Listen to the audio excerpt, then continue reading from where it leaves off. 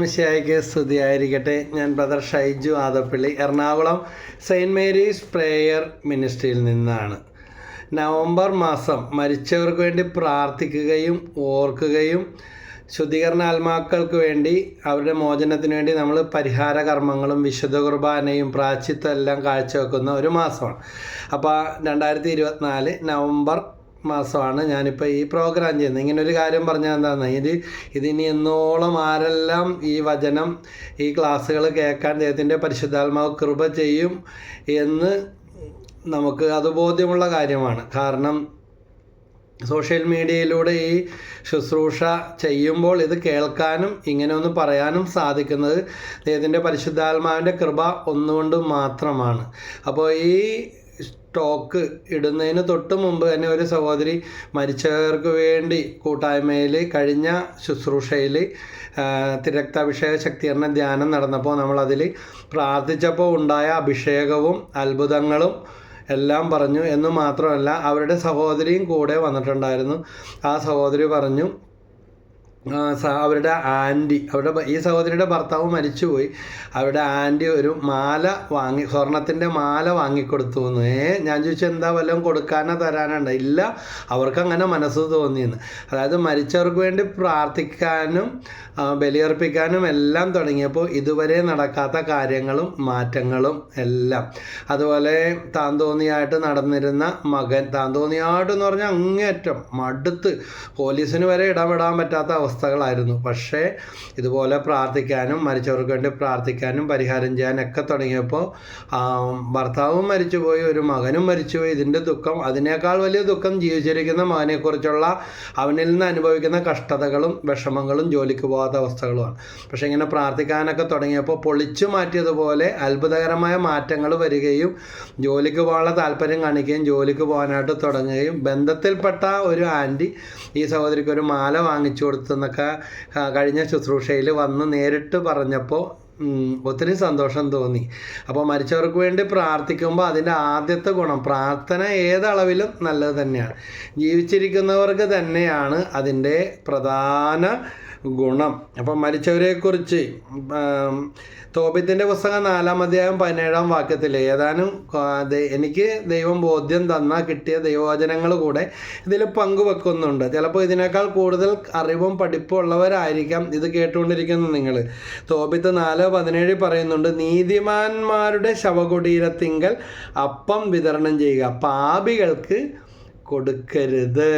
അപ്പം മരിച്ചവരെക്കുറിച്ച് ഓർക്കുന്നതും പ്രാർത്ഥിക്കുന്നതും ആ നാമത്തിൽ പരിഹാരങ്ങൾ ചെയ്യുന്നതും എന്തുകൊണ്ടും ദൈവസന്നിധിയിൽ സ്വീകാര്യമാണ് എന്ന്. നീതിമാന്മാരുടെ ശവകുടീരത്തിങ്കൽ അപ്പം വിതരണം ചെയ്യുക. ഒരു ഓട്ടോറിക്ഷ ഓടിക്കുന്ന സാധാരണക്കാരായ ഒരു മനുഷ്യൻ എന്നോട് പറഞ്ഞു, ഷൈജു ഈ വിശപ്പിൻ്റെ വിളി എന്ന് പറഞ്ഞ് അനാഥർക്ക് അല്ലെങ്കിൽ വഴിയിലറിയുന്നവർക്ക് ഭക്ഷണം കൊടുക്കുന്നില്ലേ?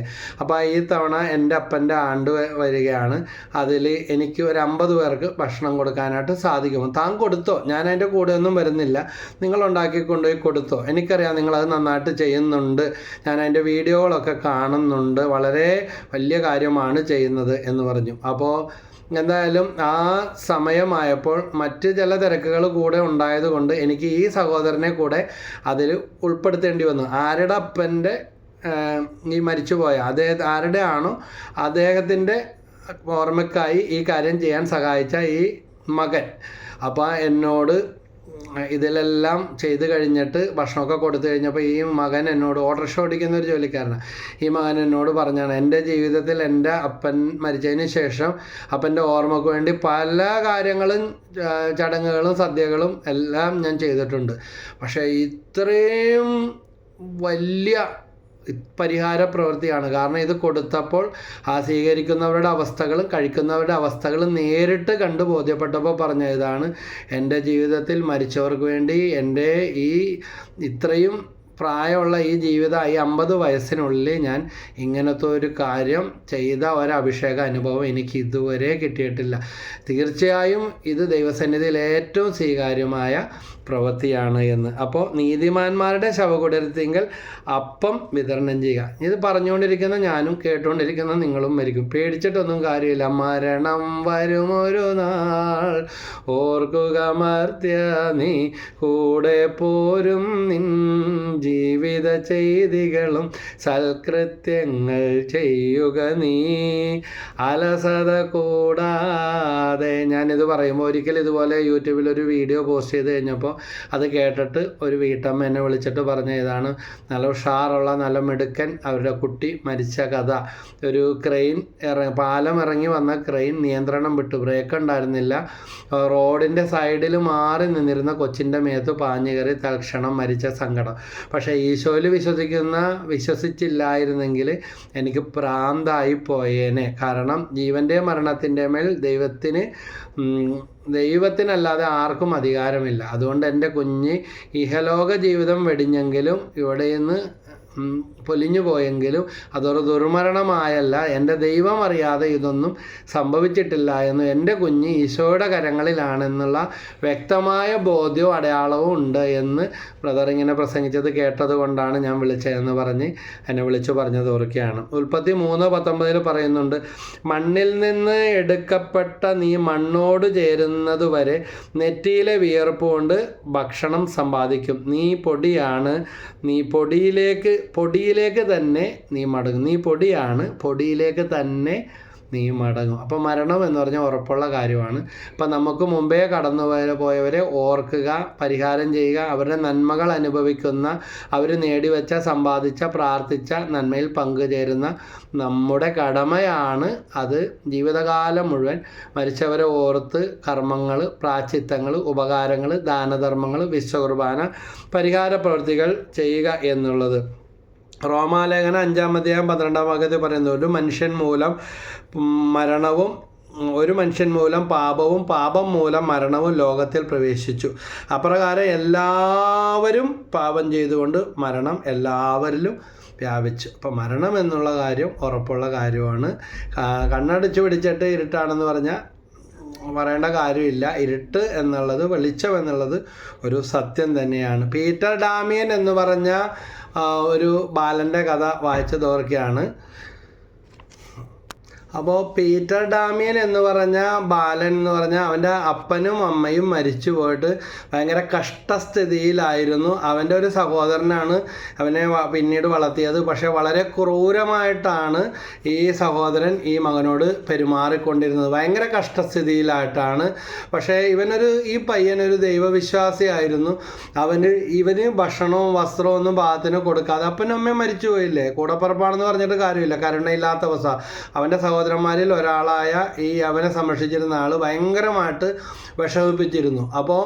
പക്ഷേ ഇങ്ങനെ കടന്നു പോകുമ്പോൾ ഒരിക്കലും പീറ്റർ ഡാമിയന് ഒരു വെള്ളിയുടെ ലോഹക്കട്ടി കളഞ്ഞു കിട്ടുകയാണ്. അപ്പോൾ അവൻ്റെ കൂട്ടുകാരനോടൊക്കെ പറഞ്ഞ് ഇത് അന്വേഷിച്ചപ്പോൾ ഇതിന് അവകാശികളാരെയും കണ്ടുകിട്ടിയില്ല. അവകാശികളാരെയും കണ്ടുകിട്ടാൻ ബുദ്ധിമുട്ടുമാണ്. ഒരു ലോഹക്കട്ടിയല്ലേ, വെള്ളിയുടെ ഒരു ലോഹക്കട്ടി. അപ്പോൾ അവന് പല ആവശ്യങ്ങളും, ഇത് വിറ്റ് കഴിഞ്ഞാൽ കിട്ടുന്ന പണം കൊണ്ട് അവന് നിറവേറ്റാനുള്ള പല ആവശ്യങ്ങളുണ്ടെങ്കിലും അവൻ അതിനേക്കാൾ ആവശ്യമായിട്ട് കണ്ടത് മരിച്ചവർക്ക് വേണ്ടി കുർബാന ചൊല്ലിക്കണം, പ്രത്യേകിച്ച് തൻ്റെ അപ്പനും അമ്മയ്ക്കും മരിച്ച ശുദ്ധീകരണ ആത്മാക്കൾക്ക് വേണ്ടി പ്രാർത്ഥിക്കുന്നതിനെക്കുറിച്ച് താല്പര്യവും ഇഷ്ടവും ബോധ്യവും ഉണ്ടായിരുന്നു. അത് വിലപിടിച്ച കാര്യമാണ്, അത് ഉപകാരപ്പെടുന്ന കാര്യമാണ് എന്ന് മനസ്സിലാക്കി ഇത് വിറ്റ് കിട്ടിയ പൈസ വൈദികനെ ഏൽപ്പിച്ച് ഇയാൾക്ക് വേണ്ടി, ഈ അപ്പനും അമ്മയ്ക്ക് വേണ്ടിയും ശുദ്ധീകരണ ആത്മാക്കൾക്ക് വേണ്ടി കുർബാന ചൊല്ലിച്ചു. അങ്ങനെ കുർബാനയൊക്കെ ചൊല്ലിച്ചു കഴിഞ്ഞപ്പോൾ ഈ ശുദ്ധീകരണ ആത്മാക്കൾ ഇദ്ദേഹത്തിൻ്റെ ജീവിതത്തിൽ വലിയ പ്രതിഫലം നൽകി ഇതായിട്ട് കാണുകയാണ്. കാരണം പിന്നീടുള്ള ഇദ്ദേഹത്തിൻ്റെ കഥ കേട്ടാൽ ഞെട്ടിപ്പോകും. ഇദ്ദേഹത്തിൻ്റെ ഒരു മൂത്ത സഹോദരൻ ഇയാളുടെ അവസ്ഥകൾ മനസ്സിലാക്കി ഇയാളെ അന്വേഷിച്ച് വരികയും ഇവൻ്റെ കഷ്ടപ്പാടുകൾ കണ്ട് മനസ്സിലാക്കി ഈ പീറ്റർ ഡാമിയനെ താമസിപ്പിക്കാൻ വേണ്ട ക്രമീകരണങ്ങളും വേണ്ട എല്ലാ സൗകര്യങ്ങളും ചെയ്തു കൊടുത്ത് പഠിപ്പിക്കുകയും വളർത്തുകയും എല്ലാം ചെയ്തു. സ്വന്തം മകനേക്കാൾ നന്നായിട്ട് ഈ മൂത്ത സഹോദരൻ, അന്വേഷിച്ചു വന്ന സഹോദരൻ ഇയാളെ സംരക്ഷിച്ചു. അങ്ങനെ അനുഗ്രഹത്തിനുമേൽ അനുഗ്രഹം ഇന്നുവരെ കിട്ടാത്തൊരു വഴി ഇതേ തുടർന്ന് ഈ പീറ്ററിന് കിട്ടുകയാണ്. അങ്ങനെ പീറ്ററിൻ്റെ അസാധാരണമായിട്ടുള്ള ഈ കഴിവുകളും ഈ പ്രത്യേകതകളും എല്ലാവർക്കും ബോധ്യമായി തുടങ്ങി. അവൻ പഠിച്ചു, അവനൊരു വൈദികനായി, സെമിനാരിൽ ചേർന്നു പഠിച്ചു, വൈദികനായി, മെത്രാനായി, കർദിനാളായി, സഭാപണ്ഡിതനും മരണശേഷം അദ്ദേഹം ഒരു വിശുദ്ധനുമായി തീർന്നു. വിശുദ്ധ പീറ്റർ ഡാമിയൻ്റെ കഥയാണ്.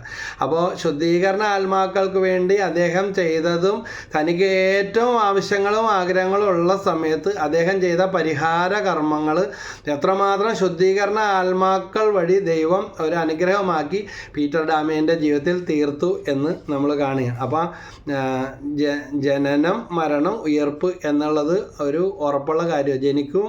ജനനം എന്നുള്ളത് ഒരു ഉറപ്പുള്ള കാര്യമാണ്. മരണം എന്നുള്ളത് ഒരു ഉറപ്പുള്ള, ജീവിതം എന്നുള്ള ഉറപ്പുള്ള കാര്യമാണ്. മരണം അങ്ങനെയാണെങ്കിൽ ഒരു ഉയർപ്പും ഉണ്ട്. ദാനിയേൽ പ്രവചനം 12-ാം അധ്യായത്തിൽ 1-2 വാക്യങ്ങൾ. അക്കാലത്ത് നിന്റെ ജനത്തിൻ്റെ ചുമതല വഹിക്കുന്ന മഹാപ്രഭുവായ മിഖയേൽ എഴുന്നേൽക്കും. ജനത രൂപം പ്രാപിച്ചത് മുതൽ അന്നേവരെ സംഭവിച്ചിട്ടില്ലാത്ത കഷ്ടതകൾ അന്നുണ്ടാകും. അന്ത്യവിധിയെക്കുറിച്ചാണ് പറയുന്നത്. എന്നാൽ ഗ്രന്ഥത്തിൽ പേരുള്ള നിന്റെ ജനം മുഴുവൻ രക്ഷപ്പെടും. നന്മ ചെയ്തവർ നന്മക്കാട്ട് വിളിക്കപ്പെടും, ഉറപ്പാണ്. അവർക്ക് നീതി ലഭിക്കും. ഭൂമിയിലെ പൊടിയിൽ ഉറങ്ങുന്ന അനേകർ ഉണരും. ചിലർ നിത്യജീവനായും ചിലർ ലജ്ജയ്ക്കും നിത്യനിന്ദയ്ക്കുമായും എന്നാണ് വചനം പറയുന്നത്. ചിലർ നിത്യജീവന് വേണ്ടി ഉയർത്തെഴുന്നേൽക്കും. ചിലർ ശപിക്കപ്പെട്ടവരെ നിങ്ങൾക്ക് ഒരുക്കിയിരിക്കുന്ന നരകാഗ്നിയിലേക്ക് പോകാനുള്ള മത്തായി സുവിശേഷം 25-ാം അധ്യായത്തിൽ അന്തിമ വിധിയെക്കുറിച്ച് വചനം പഠിപ്പിക്കുന്നുണ്ട്. വീണ്ടും 96-ാം സങ്കീർത്തനത്തിൽ 13-ാമത്തെ വാക്യം, എന്തെന്നാൽ അവിടുന്ന് വരുന്നു, അവിടുന്ന് ഭൂമിയെ വിധിക്കാൻ വരുന്നു, അവിടുന്ന് ലോകത്തെ നീതിയോടും ജനതകളെ സത്യത്തോടും കൂടെ വിധിക്കും. അപ്പോൾ അന്തിമ വിധി എന്ന് പറഞ്ഞത് ഉണ്ട്. ഇവിടെ തിന്നു കുടിച്ച് നശിച്ച് നരകത്തിലോട്ട് പോകാനല്ല, പങ്കുവെക്കലിൻ്റെയും പ്രായശ്ചിത്തത്തിൻ്റെയും ദാനധർമ്മത്തിൻ്റെയും കരുണയുടെയും പരിഹാരത്തിൻ്റെ എല്ലാം ഒരു ജീവിതം നമ്മൾ നയിക്കുമ്പോൾ അത് ദൈവസന്നിധിയിൽ നമുക്കും അതുപോലെ മരിച്ചുപോയ ആത്മാക്കൾക്ക് വേണ്ടി കാഴ്ചവെക്കുമ്പോൾ അവർക്കും അത് സ്വീകാര്യമാകും. ഞാൻ ഈ ശുദ്ധീകരണ ആത്മാക്കൾക്ക് വേണ്ടിയുള്ള പ്രാർത്ഥനകളും അതിനെക്കുറിച്ചുള്ള അനുഭവങ്ങളും ഒത്തിരി പണ്ട് മുതലേ വായിക്കാനും മനസ്സിലാക്കാനും ഇടയായിട്ടുണ്ട്. അപ്പോൾ ആ ബോധ്യം വെച്ച് പ്രാർത്ഥിക്കുകയും പ്രവർത്തിക്കുകയും മറ്റുള്ളവരോട് പറഞ്ഞു കൊടുക്കുകയും ചെയ്യുന്നതിൽ ഒത്തിരി അനുഗ്രഹങ്ങൾ എൻ്റെ ജീവിതത്തിൽ ഞാൻ തിരിച്ചറിഞ്ഞും അനുഭവിച്ചുകൊണ്ടും ഇരിക്കുന്നുണ്ട്. കാരണം ഈ മാസം ഇപ്പോൾ ശുദ്ധീകരണ ആത്മാക്കൾക്ക് വേണ്ടി ഒരു പ്രാർത്ഥനാ യജ്ഞം തന്നെ നമ്മുടെ സെയിൻറ്റ് മേരീസ് പ്രയർ മിനിസ്ട്രിയിലെ അംഗങ്ങളായിട്ടുള്ളവർ എല്ലാം ചേർന്ന് പ്രാർത്ഥിക്കാമെന്ന് ഏറ്റിരിക്കുകയാണ്. ഞാൻ വാട്സാപ്പിലൂടെ യൂട്യൂബിലൂടെ എല്ലാം ഷെയർ ചെയ്തപ്പോൾ ആയിരക്കണക്കിന് പ്രാർത്ഥനകളാണ് അനുനിമിഷം. ഞാനിപ്പോൾ ഇത് പറഞ്ഞുകൊണ്ടിരിക്കുമ്പോഴും ഈ ഏറ്റിരിക്കുന്ന ആളുകളുടെ ഇടയിൽ ചിലർ എവിടെയെങ്കിലും പ്രാർത്ഥിക്കുന്നുണ്ടാവും. ചിലർ രാവിലെ പ്രാർത്ഥിക്കും, ചിലർ ഉച്ചക്ക് പ്രാർത്ഥിക്കും, ചിലർക്ക് വൈകുന്നേരം പ്രാർത്ഥിക്കും, ചിലർ കിടക്കാൻ നേരം പ്രാർത്ഥിക്കും. മറ്റ് തിരക്കുകളൊന്നും ഇല്ലാത്തവരും വിശ്രമജീവിതം നയിക്കുന്നവരും പ്രായമായവരും വിധവകളൊക്കെ അനുദിനം ധാരാളം പ്രാർത്ഥിക്കുന്നുണ്ട്. അങ്ങനെ ചെയ്യുമെന്ന് വാഗ്ദാനവും എണ്ണവും ഒക്കെ എന്നെ അവരിൽ ചിലർ പോസ്റ്റ് ചെയ്യുകയും അറിയിക്കുകയും ഒക്കെ ചെയ്തിട്ടുണ്ട്. അപ്പോൾ ഹെബ്രായ ലേഖനം 9-ാം അധ്യായം 27-ാം വാക്യത്തിൽ പറയുന്നുണ്ട്, മനുഷ്യൻ ഒരു പ്രാവശ്യം മരിക്കണം, അതിനുശേഷം വിധി എന്ന് നിശ്ചയിക്കപ്പെട്ടിരിക്കുന്നു. അത് ഉറപ്പുള്ള കാര്യമാണ്. അതുകൊണ്ട് നിങ്ങൾ കളിയാക്കിയാലും കമൻറ്റ് പറഞ്ഞാലും ഇത് സ്വീകരിച്ചാലും ഇല്ലെങ്കിലും ഇത് ഉറപ്പുള്ള കാര്യമാണ്. മനുഷ്യൻ ഒരു പ്രാവശ്യം മരിക്കണം, അതിനുശേഷം വിധി എന്ന് നിശ്ചയിക്കപ്പെട്ടിരിക്കുന്നു. ഹെബ്രായർ 9:27 വചനം മറന്നു പോകരുത്. വീണ്ടും വെളിപാട് 20:12-13 വാക്യത്തിൽ പറയുന്നുണ്ട്, മരിച്ചവരെല്ലാം വലിയവരും ചെറിയവരും സിംഹാസനത്തിന് മുമ്പിൽ നിൽക്കുന്നത് ഞാൻ കണ്ടു. ഗ്രന്ഥങ്ങൾ തുറക്കപ്പെട്ടു, മറ്റൊരു ഗ്രന്ഥവും തുറക്കപ്പെട്ടു, അത് ജീവൻ്റെ ഗ്രന്ഥമാണ്. ഗ്രന്ഥങ്ങളിൽ എഴുതപ്പെട്ടിരിക്കുന്ന പ്രവൃത്തികൾക്കനുസൃതം മരിച്ചവർ വിധിക്കപ്പെട്ടു. തന്നിലുണ്ടായിരുന്ന മൃതരെ സമുദ്രം വിട്ടുകൊടുത്തു, മരണവും പാതാളവും തങ്ങളിൽ ഉണ്ടായിരുന്നവരെയും വിട്ടുകൊടുത്തു. അവരെല്ലാവരും താങ്കളുടെ പ്രവൃത്തികൾക്കനുസൃതം വിധിക്കപ്പെട്ടു. വെളിപാട് 20:12-13 വാക്യം. അതുകൊണ്ട് മരിച്ചവർ മരിച്ചവർക്ക് വേണ്ടി പ്രാർത്ഥിക്കുന്നത് നമ്മുടെ കടമയാണ്. എൻ്റെ പ്രിയപ്പെട്ടവരെ, ഞങ്ങളെ ഓർക്ക്, ഞങ്ങൾക്ക് വേണ്ടി പ്രാർത്ഥിക്കുക എന്നുള്ള ഒരു രോദനം. ഇവിടെ പ്രാർത്ഥിക്കാനായിട്ട് വന്ന ഒരു കുടുംബം, അവരുടെ കുടുംബത്തിൽ സന്ധ്യ ആവുമ്പോൾ പ്രാർത്ഥന തുടങ്ങുമ്പോൾ ഞങ്ങൾക്ക് വേണ്ടി അപേക്ഷിക്കണേ, ഞങ്ങൾ നടന്ന കാര്യമാണ് കേട്ടോ, ഞങ്ങൾക്ക് വേണ്ടി അപേക്ഷിക്കണേ, ഞങ്ങൾക്ക് വേണ്ടി. അപ്പോൾ എൻ്റെ ജീവിത പങ്കാളിയാണ് ആ കേസ് കൈകാര്യം ചെയ്തതും പ്രാർത്ഥിച്ചതും. അപ്പോൾ മരിച്ചവർക്ക് വേണ്ടി പ്രാർത്ഥിക്കാറുണ്ടെന്ന് ചോദിച്ചപ്പോൾ ഇല്ലെന്ന് പറഞ്ഞു. ആ വീട്ടിൽ നിന്ന് പലരും മരിച്ചു പോയിട്ടുണ്ട്. പ്രാർത്ഥിക്കാറൊക്കെ ഉണ്ട്, കുടുംബ പ്രാർത്ഥനയുണ്ട്. മരിച്ചവർക്ക് വേണ്ടി പ്രാർത്ഥിക്കാൻ തുടങ്ങി കഴിഞ്ഞപ്പോഴത്തേക്കും ഈ പുറത്തൊക്കെ ഇറങ്ങി നോക്കിയാലും ഒന്നും കാണുന്നില്ല. പക്ഷേ ഞങ്ങൾക്ക് വേണ്ടി അപേക്ഷിക്കണേ എന്നുള്ള ഒരു ഒച്ച. ഇത് പേടിപ്പിക്കാൻ വേണ്ടിയൊന്നുമല്ല, മരിച്ചവരാരും നമ്മളെ ഉപദ്രവിക്കില്ല. അങ്ങനെ പ്രാർത്ഥിക്കാൻ തുടങ്ങി കഴിഞ്ഞപ്പോൾ, അവർക്ക് വേണ്ടി കുർബാനകളൊക്കെ ചൊല്ലിക്കാൻ തുടങ്ങി കഴിഞ്ഞപ്പോൾ ഇങ്ങനത്തെ ആ അനുഭവങ്ങൾ അവരിൽ നിന്ന് മാറിപ്പോയി. ആ ഭയം വിട്ടുപോയി, നല്ല ശാന്തി സമാധാനവും കിട്ടി. ഒരു മരുന്നും വേണ്ടി വന്നില്ല. അപ്പോൾ മരിച്ചവർക്ക് വേണ്ടി പ്രാർത്ഥിക്കുമ്പോൾ ജീവിച്ചിരിക്കുന്നവർക്ക് തന്നെയാണ് അതിൻ്റെ ഗുണം. പറമ്പ് കച്ചവടം എല്ലാം സാമ്പത്തിക മേഖലയൊക്കെ ബ്ലോക്കായി കിടക്കുന്ന ഒരു കുടുംബത്തിന്, ആ കുടുംബത്തിലുള്ളവർക്ക് വേണ്ടി ഇന്ന പോലെ മരിച്ചവർക്ക് വേണ്ടി ഇപ്രകാരം ചെയ്ത് പ്രാർത്ഥിക്ക്, കുർബാനയിൽ കാഴ്ചവെക്കാൻ തുടങ്ങുന്നു പറഞ്ഞ ഒരു മാസത്തിനുള്ളിൽ അവരുടെ സാമ്പത്തിക മേഖലയിലെ കെട്ടഴിച്ചു വിട്ടതുപോലെ കൂട്ടായ്മ വന്ന് സാക്ഷ്യപ്പെടുത്തിയതാണ്. വഴികൾ തുറന്ന് കിട്ടി. ഇനി എന്ത് ചെയ്തിട്ടും കാര്യമില്ല, എങ്ങനെ ചെയ്തിട്ടും കാര്യമില്ല എന്ന് വിചാരിച്ചിരുന്ന അവസ്ഥകൾക്കൊക്കെ ഒത്തിരി മാറ്റമുണ്ടായി. അപ്പം മരിച്ചവരെ നമ്മൾ ഓർക്കണം, അത് നമ്മുടെ കടമയാണ്. 1 തെസ്സലോനിക്കർ 4:14 പറയുന്നുണ്ട്, ഈശോ മരിക്കുകയും വീണ്ടും ഉയർക്കുകയും ചെയ്തു എന്ന് നാം വിശ്വസിക്കുന്നത് പോലെ ഈശോയിൽ നിദ്ര പ്രാപിച്ചവരെ ദൈവം അവനോടുകൂടെ ഉയർപ്പിക്കും. അപ്പോൾ സ്വർഗം, നരകം, ശുദ്ധീകരണ സ്ഥലം, ഇതുള്ള കാര്യം തന്നെയാണ്. അപ്പോൾ ഇനി കൊച്ചു പാവങ്ങൾ മൂലം സ്വർഗം കിട്ടാതെ പോയിരിക്കുന്ന ആത്മാക്കൾ എവിടെ ഉണ്ടാവും? ശുദ്ധീകരണം. മാരക പാവങ്ങൾ ചെയ്തവരെവിടെ പോകും? അത് നരകത്തിൽ പോകും ഉറപ്പം. നരകത്തിൽ പോയവർക്ക് വേണ്ടി നമ്മൾ പ്രാർത്ഥിച്ചിട്ട് കാര്യമില്ല, പ്രാർത്ഥിക്കേണ്ടതുമില്ല. പക്ഷേ ശുദ്ധീകരണ സ്ഥലത്ത് പോയിരിക്കുന്നവർക്ക് വേണ്ടി, ഈ ആത്മാക്കൾക്ക് വേണ്ടി നമ്മൾ സഹനങ്ങളും പ്രാർത്ഥനകളും കാഴ്ചവെക്കുമ്പോൾ അതിൻ്റെ ഫലങ്ങളും അടയാളങ്ങളും പ്രാർത്ഥിക്കുന്നത് നമ്മുടെ ജീവിതത്തിലും കാണും. ഈ ആത്മാക്കൾ കയറിപ്പോവും. കുടുംബങ്ങളിലൊക്കെ ദൈനംദിനമുള്ള കലഹം, പിന്നെ അടിക്കടിയുള്ള തകർച്ചകൾ, സാമ്പത്തിക മേഖലയിലെ ബ്ലോക്കുകൾ, പിന്തുടരുന്ന പാരമ്പര്യക്കെട്ടുകൾ, പിന്തുടരുന്ന അപകടത്തിൻ്റെ പാരമ്പര്യം, ചില അശുദ്ധി നിറഞ്ഞ സ്വഭാവങ്ങൾ, കേസുകൾ ഒഴിയുന്നില്ല, കാരാഗൃഹവാസം, വിവാഹ തടസ്സം, മംഗളകർമ്മങ്ങളിലെ ബ്ലോക്കുകൾ, വീട് പണിയാൻ പറ്റുന്നില്ല, കാശുണ്ടായിട്ടും മേടിക്കാൻ പറ്റുന്നില്ല, അങ്ങനെ ഏത് നല്ല കാര്യത്തിനും തടസ്സം നിൽക്കുകയും തടസ്സം വരികയും ചെയ്യുന്ന അവസ്ഥ. അപ്പോൾ ശുദ്ധീകരണ ആത്മാക്കൾക്ക് വേണ്ടി പ്രാർത്ഥിക്കുകയും പരിഹാരം ചെയ്യുമ്പോൾ ഇങ്ങനെയുള്ള അവസ്ഥകളൊക്കെ മാറിപ്പോകുന്ന ഒത്തിരി അനുഭവങ്ങൾ ഉണ്ടായിട്ടുണ്ട്. അപ്പോൾ ഈ നവംബർ മാസത്തിൻ്റെ നടുക്ക് നിന്നാണ് ഞാനിങ്ങനെ ഒരു ടോക്ക് ചെയ്യുന്നത്. ഇത് അനേകർക്ക് ഉപകാരപ്പെടട്ടെ. എന്നോട് പലരും വിളിച്ച് പറയുന്നുണ്ട്. അതുകൊണ്ടാണ് നേരത്തെ ചെയ്ത വീഡിയോ ബേസ് ചെയ്ത് വീണ്ടും ഇങ്ങനെ ഒരു ഇതുകൂടെ ചെയ്യാൻ ദൈവം ബോധ്യം തരുന്നതും അങ്ങനെ ചെയ്യാനായിട്ട് സാധിക്കുന്നതും. പ്രഭാഷകൻ്റെ പുസ്തകം 7-ാം അധ്യായം 33-ാമത്തെ വാക്യം, ജീവിച്ചിരിക്കുന്നവർക്ക് ഉദാരമായിട്ട് നൽകാം, മരിച്ചവരോടുള്ള കടമ നീ മറക്കരുത്. അപ്പോൾ ജീവിച്ചിരിക്കുന്നവർക്ക് നമുക്ക് കൊടുത്താൽ തിരിച്ച് കിട്ടും, അല്ലെങ്കിൽ അവർ നമ്മളോട് നന്ദിയുള്ളവരായിരിക്കും, നമ്മളെ സഹായിച്ചിട്ടുള്ളവരാണെന്ന് നമ്മൾ പറയും. എന്തുകൊണ്ടാണ്? നമ്മളെ കല്യാണം വിളിച്ചാൽ നമ്മളും വിളിക്കും, നമുക്ക് കൊണ്ടുവന്ന് കവർ വന്നിട്ട് പോയാൽ നമ്മളും അതിനേക്കാൾ കൂടുതൽ കൊടുക്കും. അവരെ വിളിച്ചാൽ നല്ല നന്ദിയുള്ളവരാ, സ്നേഹമുള്ളവരാണെന്നൊക്കെ ചിലരെക്കുറിച്ച് നമ്മൾ പറയും, നല്ല ഉപകാരമുള്ളവരാണെന്ന് പറയും. അപ്പം അതിനേക്കാൾ നമുക്ക് ഉപകാരം ചെയ്യും. നമ്മൾ കണ്ണുകൊണ്ട്, നഗ്നനേത്രങ്ങൾ കൊണ്ട് കാണുന്നില്ലെങ്കിലും മരിച്ചവരോടും നമുക്ക് ഇതുപോലെ ചില കടമകളുണ്ട്. അവരുടെ പ്രാർത്ഥനകൾ വഴി നമ്മുടെ കുടുംബത്തിൽ കിട്ടിയ നന്മകൾ, അവർ കഷ്ടപ്പെട്ട് ചോര നീരാക്കി ഉണ്ടാക്കി വെച്ച അധ്വാന ഫലങ്ങളൊക്കെ അവരുടെ മോചനത്തിന് വേണ്ടി പ്രായശ്ചിത്ത, പരിഹാര, ദാനധർമ്മ പ്രവൃത്തികൾ, വിശപ്പിൻ്റെ വിളി, അല്ലെങ്കിൽ നേർച്ചകൾ, മരിച്ചവർക്ക് വേണ്ടി കുർബാന ചൊല്ലിക്കുക, ഗ്രിഗോറിയൻ മാസം, ഇങ്ങനെയൊക്കെ വിവിധ രീതികളിൽ പരിശുദ്ധാത്മാവ് കൃപ തരുന്നതനുസരിച്ച് ചിലരൊക്കെ ഗ്രിഗോറിയൻ മാസം ചൊല്ലിച്ചു, ഇനിയും ചൊല്ലിക്കണോ എന്ന് ചോദിക്കും. ചിലരെ എനിക്കറിയാം ഗ്രിഗോറിയൻ മാസം ചൊല്ലാൻ കൊടുക്കും, പക്ഷേ അവർ കുർബാനക്കൊന്നും പോകത്തില്ല, കുർബാന ശരിക്കും പറഞ്ഞാൽ ഗ്രിഗോറിയൻ മാസം ചൊല്ലുന്ന ദിവസങ്ങളിലെങ്കിലും അതേപോലെ ഇവർ കുർബാനയിൽ പങ്കെടുത്ത് കാഴ്ചവെച്ച് പ്രാർത്ഥിക്കണം. അപ്പോൾ 1 Corinthians 15:20, ആദത്തിൽ എല്ലാവരും മരണാധീനരാകുന്നത് പോലെ ക്രിസ്തുവിൽ എല്ലാവരും പുനർജീവിക്കും. ഈ ബോധ്യം നമുക്കുണ്ടാകണം. പ്രഭാഷകൻ 7:33 പറയുന്നുണ്ട്, ജീവിച്ചിരിക്കുന്നവർക്ക് ഉദാരമായി നൽകാം, മരിച്ചവരോടുള്ള കടമകൾ മറക്കരുത്. അതുകൊണ്ട് നമുക്ക് സാധിക്കുന്ന രീതിയിൽ ആരും പോലും പ്രാർത്ഥിക്കാനില്ലാത്ത ആത്മാക്കൾക്കും പിന്നെ നമ്മുടെ കുടുംബങ്ങളിൽ നിന്ന് മരിച്ചു പോയവർക്കും നമ്മൾ ഇന്ന് അനുഭവിക്കുന്ന നന്മകൾക്ക് കാരണമായി തീർന്ന പൂർവികർക്ക് വേണ്ടിയും മരണമടഞ്ഞ വൈദികർ, സന്യസ്തർ, ശുദ്ധീകരണ ആത്മാക്കൾ, ഗർഭഛിദ്രം മൂലം നശിപ്പിക്കപ്പെട്ട ആത്മാക്കൾക്ക് വേണ്ടി ആരും പോലും പ്രാർത്ഥിക്കാനില്ലാത്തവർ, അപകടങ്ങളിൽ പെട്ടു മരിച്ചവരും, ജീവിച്ച് കൊതി തീരാതെ മരിച്ചുപോയവർക്ക്, ഒരുക്കമില്ലാതെ മരിച്ചുപോയവർ, ഇങ്ങനെ ഒരുപാട് സെക്ഷനുകളുണ്ട്. അവർക്ക് വേണ്ടി എല്ലാം നമ്മൾ പ്രാർത്ഥിക്കണം. ഒരിക്കലും മരിച്ചവർ വന്ന് നമ്മളെ ഉപദ്രവിക്കില്ല. പക്ഷേ ചില ഓർമ്മകളും ചില അടയാളങ്ങളും ദൈവം നമുക്ക് തരും. അതൊന്നും കണ്ടു പേടിക്കണ്ട. കാരണം മനോരമ പത്രത്തിൽ വന്ന ഒരു വാർത്തയാണ്, മരിച്ചവരുടെ ശവശരീരങ്ങൾ റെയിലിൽ പോയി, ട്രെയിനിന് മുന്നിൽ മരിക്കുന്നവരുടെ പിറക്കിക്കൂട്ടുന്ന ആളോട് അവർ ഇൻ്റർവ്യൂ ചോദിച്ചു, നിനക്ക് പേടിയില്ലേ ഈ മരിച്ചവരുടെ ഇതൊക്കെ ചതഞ്ഞ് രൂപം പോലും ഇല്ലാത്ത അവസ്ഥ? അപ്പോൾ അയാൾ പറഞ്ഞത്, എനിക്കും മരിച്ചവരെ അല്ല പേടി, ജീവിച്ചിരിക്കുന്നവരെ പേടി. മരിച്ചവർ ഇനി നമ്മളൊന്നും ചെയ്യാൻ വരില്ല, ജീവിച്ചിരിക്കുന്നവരാണ് കൊള്ളിയൊപ്പം ഭാരവൊപ്പം ഒക്കെയെന്ന്. അതുകൊണ്ട് നമുക്ക് സ്വയം ഒന്ന് ആത്മശോധന ചെയ്ത് അവർക്ക് നിറവേറ്റാൻ പറ്റാതെ, ഇപ്പം എന്നോട് പ്രശാന്തച്ഛനും സിസ്റ്റർ ഉഷ മേരി അച്ഛൻ്റെ വിനയാനന്ദച്ഛനും ഒക്കെ IMSല പറഞ്ഞു തന്നിട്ടുള്ള കാര്യമാണ്. എൻ്റെ അപ്പച്ചന് വേണ്ടി പ്രാർത്ഥിക്കുമ്പോൾ, അപ്പച്ചനും അമ്മക്ക് വേണ്ടി പ്രാർത്ഥിക്കുമ്പോൾ അപ്പച്ചൻ അമ്മച്ചി നമ്മുടെ കുടുംബത്തിൽ നിന്ന് മരിച്ചു പോയവരാണ്, നമ്മുടെ ഹാർട്ട് ബീറ്റ് അറിയാവുന്നവരാണ്, നമ്മുടെ ആവശ്യങ്ങൾ അറിയാം.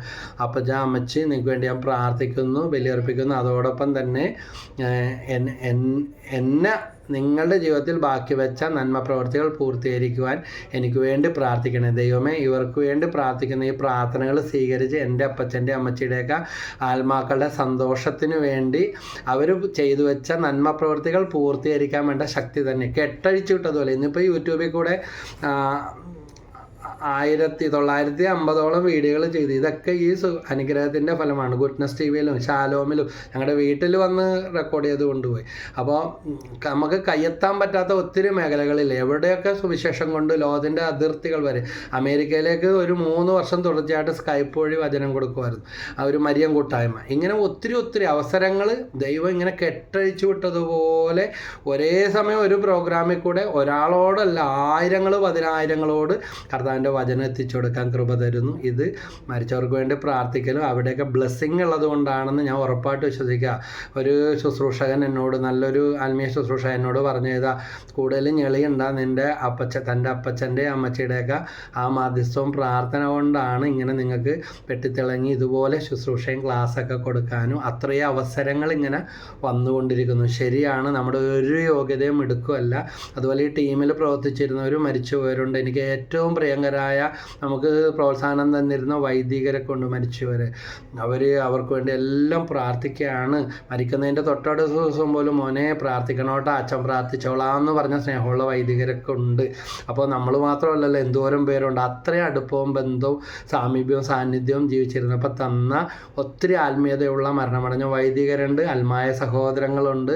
അവരെല്ലാം സ്നേഹത്തോടെ ഓർക്കുന്നു. നമ്മുടെ കുടുംബത്തിൽ നിന്ന് മരിച്ചു പോയവർക്കും ആരും പോലും പ്രാർത്ഥിക്കാനില്ലാത്തവർ ഇപ്പോൾ നമ്മളിത് കേട്ടുകൊണ്ടിരിക്കുമ്പോഴും ലോകത്തിൻ്റെ നാനാഭാഗങ്ങളിൽ മരണമടയുന്ന എല്ലാ ആത്മാക്കളെയും ദൈവസന്നിധിയിൽ സമർപ്പിച്ച് യുദ്ധം, ക്ഷാമം, കെടുതികൾ, അപകടങ്ങൾ, പകർച്ചവ്യാധികൾ, രോഗങ്ങൾ ഇവ മൂലം മരണമടഞ്ഞവർക്ക് വേണ്ടി, ജീവിച്ച് കൊതി തീരാതെ മരിച്ചുപോയവരും പ്രിയപ്പെട്ടവരെ ഓർത്ത് ദുഃഖിക്കുന്നവർക്ക് വേണ്ടി എല്ലാം നമുക്ക് നമ്മുടെ പ്രായശ്ചിത്തങ്ങളും നന്മ പ്രവർത്തികളും പ്രാർത്ഥനകളും കാഴ്ചവെച്ച് നമുക്ക് ആയുസ് തന്ന് ഇങ്ങനെ ഇരുത്തിയിരിക്കുന്നതിനോർത്ത് ദൈവമേ നന്ദി. വാ തുറക്കാൻ ഞങ്ങൾക്ക് പറ്റത്തില്ല കർത്താവേ. ഈ ദിവസം തന്നതിന്, ഇങ്ങനെ ഇരുത്തുന്നതിന്, ഇങ്ങനെ പ്രാർത്ഥിക്കുന്നത് നിൻ്റെ കൃപയാണ് ദൈവമേ. ആയുസ്സും ആരോഗ്യം തരുന്നതിന് നന്ദി പറയുന്നു. ഞങ്ങളെ സഹായിച്ചവരെ, പ്രാർത്ഥിച്ചവരെ, ഞങ്ങളെ വളർത്തിയവർ പലരും ഇന്ന് ഈ ലോകത്തില്ല. ഞങ്ങളുടെ കൂടപ്പറപ്പ്, എൻ്റെ കൂടെ പെങ്ങൾ പോലും മരിച്ചുപോയി. അപ്പോൾ മരിച്ചവരെല്ലാം ഓർക്കുന്നു. മരുമോന് വേണ്ടി മരണമടഞ്ഞ മരുമോന് വേണ്ടി പ്രാർത്ഥിക്കുന്നു. മരിച്ചുപോയ മാതാപിതാക്കൾക്ക് വേണ്ടി പ്രാർത്ഥിക്കുന്നു. ടീമിൽ പ്രവർത്തിച്ചവർക്ക് വേണ്ടി പ്രാർത്ഥിക്കുന്നു. ഇത് ഞാനിങ്ങനെ പറയുന്നത് കേട്ടുകൊണ്ടിരിക്കുന്നു. നിങ്ങൾക്ക് ആർക്ക് വേണ്ടി പ്രാർത്ഥിക്കാൻ ആരും ഓർക്കുന്നില്ല എന്ന് പറയുമ്പോൾ നിങ്ങൾക്കൊരു ഹിൻഡ് കിട്ടാൻ വേണ്ടിയാണ്. ദൈവമേ അനുഗ്രഹിക്കണം. ഇന്നോട്ട് നിങ്ങൾ പ്രാർത്ഥിക്കുക. ഇതുവരെ നടക്കാത്ത കാര്യങ്ങൾ, തടസ്സങ്ങൾ മാറിക്കിട്ടും, വഴികൾ തുറക്കും. മരിച്ചവരെ ഓർക്കുക, പരിഹാരകർമ്മങ്ങൾ ചെയ്യുക. നിങ്ങളും കുമ്പസാരിച്ച് കുർബാന കുർബാന സ്വീകരിച്ച് വചനം വെച്ച് പ്രാർത്ഥിക്കുക. പരിശുദ്ധാത്മാവ് നിങ്ങളുടെ മേൽ വരും, വചനത്തിൻ്റെ അഭിഷേകം ഉണ്ടാകും, കൂദാശകളുടെ ചൈതന്യത്തിൽ ജീവിക്കുക. ഇവരെല്ലാവരെയും സമൃദ്ധമായിട്ട് അനുഗ്രഹിക്കട്ടെ. ഈശോ മിശിഹായ്ക്ക് സ്തുതിയായിരിക്കട്ടെ. നിങ്ങൾക്ക് ഈ പ്രോഗ്രാം, ഈ ക്ലാസ് പ്രയോജനപ്രദമെങ്കിൽ ഈ മേഖല അധികം ആരും തൊടാത്ത ഒരു വിഷയമാണ് മരിച്ചവരെക്കുറിച്ച് പറയുന്നത് അല്ലെങ്കിൽ ഉള്ള പ്രസംഗങ്ങൾ. ഇത് കിട്ടാത്ത അനേകർക്ക് ഷെയർ ചെയ്ത് കൊടുക്കുക. അത് തീർച്ചയായിട്ടും പറയുന്നു, മരിച്ചവരാരും നമ്മളൊന്നും ഉപദ്രവിക്കില്ല, ഒരു നഷ്ടവും വരുത്തില്ല.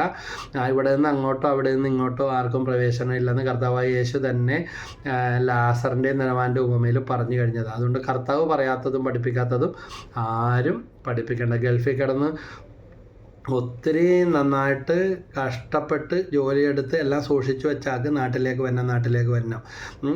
പ്രിയപ്പെട്ടവരെ കാണണം, അവരോടൊത്ത് സന്തോഷിക്കണം, ജീവിക്കണം. അവിടെ എല്ലാം നശിപ്പിച്ച് കളഞ്ഞവൻ അവിടെയും കടവാക്കും, വരാനും മടി, വന്നാലും നരകം. ഇങ്ങനത്തെ അവസ്ഥ. ഇതുപോലെ തന്നെയാണ് നിത്യജീവനെക്കുറിച്ച് പ്രത്യാശ ഇല്ലാത്തവർക്ക് ഇവിടെയും ദുരിതം, അവിടെയും ദുരിതം. അതുകൊണ്ട് ഒരുങ്ങി ജീവിച്ചിരിക്കുന്നവർക്ക് ഗൾഫിൽ പോയ ഒരാൾ എങ്ങനെയും തങ്ങളുടെ പ്രിയപ്പെട്ടവരുടെ അടുത്തേക്ക് എത്തിച്ചേരാൻ കൊതി പിടിക്കുകയും അയാൾക്കതൊരു ഭാരമല്ല, അതൊരു സന്തോഷമാണ്. ഇതുപോലെയാണ് നിത്യജീവിതത്തെക്കുറിച്ചുള്ള പ്രത്യാശ. ഇവിടെ നമുക്ക് കിട്ടിയ വിളി നമുക്ക് അത് സാക്ഷ്യം വഹിച്ചുകൊണ്ട്, ഷെയർ ചെയ്തുകൊണ്ട്, നന്ദി പറഞ്ഞുകൊണ്ട് തൃപ്തിയുള്ളവരായി ജീവിക്കാം, ഒരുക്കമുള്ളവരായി ജീവിക്കാം. ദൈവം എല്ലാവരെയും അനുഗ്രഹിക്കട്ടെ. ഈശോ മിശിഹായ്ക്ക് സ്തുതിയായിരിക്കട്ടെ. Praise the Lord.